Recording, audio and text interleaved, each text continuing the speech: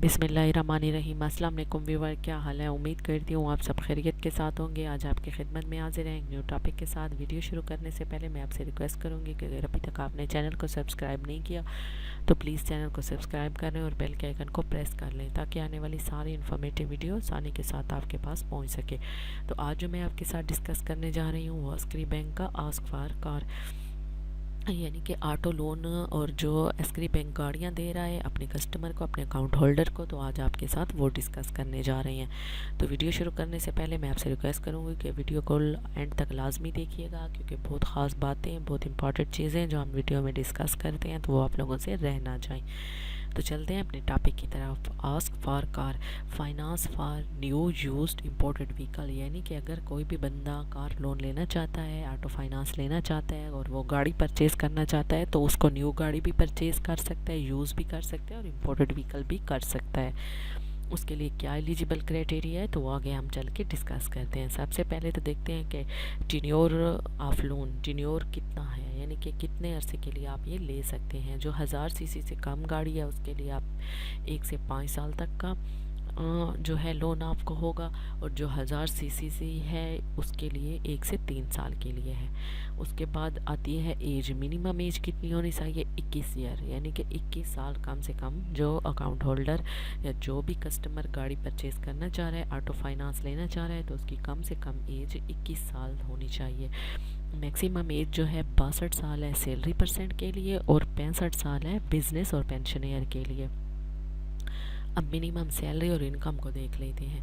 Permanent employee है किसी भी ऑर्गेनाइजेशन का तो उसकी कम से कम तनख्वाह 25,000 होनी चाहिए और जो कॉन्ट्रेक्चुअल एम्प्लॉई है किसी भी ऑर्गेनाइजेशन का तो उसकी कम से कम तनख्वाह 40,000 होनी चाहिए। उसके बाद जो पेंशनियर आता है उसकी कम से कम 50,000 पेंशन होनी चाहिए। उसके बाद जो बिज़नेस करते हैं उनके लिए, अगर वो ब्रांच के बैंक के कस्टमर हैं तो उनके लिए 40,000 एवरेज बैलेंस, अकाउंट का एवरेज बैलेंस 40,000 पर मंथ होना चाहिए। और अगर अस्करी बैंक के कस्टमर नहीं है और किसी और बैंक में उनके अकाउंट है तो उनको भी ये कार फाइनेंस मिल सकता है, लेकिन उनके लिए शर्त यह है कि उनके अकाउंट का मंथली एवरेज बैलेंस जो है 65,000 तक कम से कम मेंटेन होना चाहिए। उसके बाद एम्प्लॉयमेंट को देख लेते हैं ना कि मिनिमम एम्प्लॉयमेंट सैलरी परसेंट है और उसकी मिनिमम एम्प्लॉयमेंट जो है 1 ईयर होनी चाहिए। ठीक है, 1 साल उसकी जॉब को हो चुका हो और अगर वो करंट किसी और जगह पे जॉब कर रहा है तो वहाँ उसकी जॉब को 6 माह गुजर चुके हों। उसके बाद है कि अगर कोई बिज़नेस वाला पर्सन है, कोई बिज़नेस पर्सन है और वो ब्रांच अस्करी बैंक का अकाउंट होल्डर है तो उसके लिए ये है कि उसके बिज़नेस को 1 साल हो चुका होना चाहिए, यानी कि 1 साल से उसका बिज़नेस हो। और अगर नॉन ब्रांच कस्टमर है तो उसके लिए भी सेम यही है कि उसके लिए भी 1 साल कम से कम उसके प्रोफेशन और बिज़नेस को गुजर चुका हो, शुरू किए हुए उसके बिज़नेस को 1 साल हो चुका हो।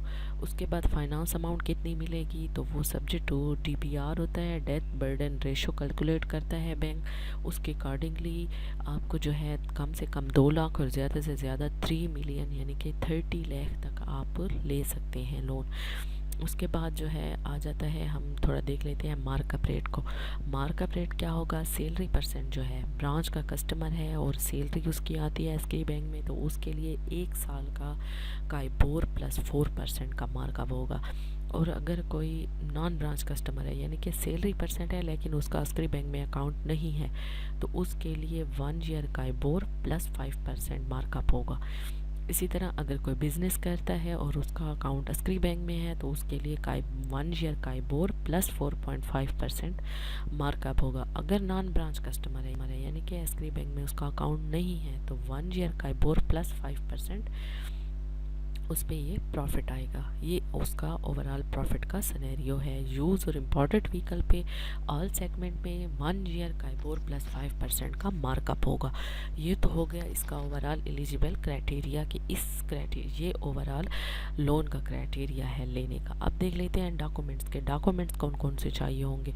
डॉक्यूमेंट्स में आपको सिर्फ यही होगा कि आप application form duly filled in all aspects, यानी कि आप पूरा एप्लीकेशन फॉर्म फिल करेंगे, copy of valid CNIC देंगे, सैलरी स्लिप देंगे या प्रूफ ऑफ इनकम देंगे, बैंक स्टेटमेंट देंगे, 2 पासपोर्ट साइज़ फ़ोटोग्राफ देंगे और बायोमेट्रिक वेरिफिकेशन होगी।